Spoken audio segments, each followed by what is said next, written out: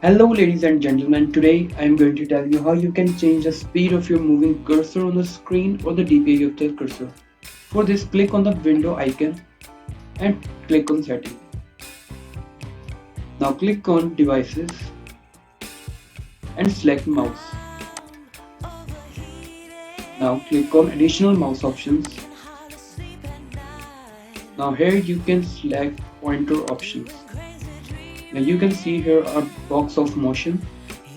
You can select the pointer speed here. As you can go to slow, the cursor will move slowly.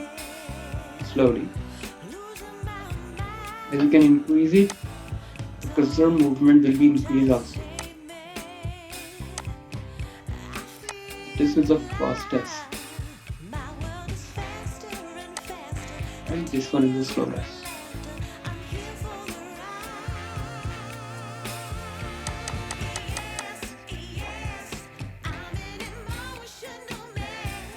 Now select the desired pointer speed you want and tap on apply. And tap on OK.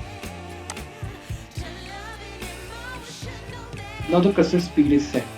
Now that's how you change the cursor speed or the DPI of your cursor on the screen.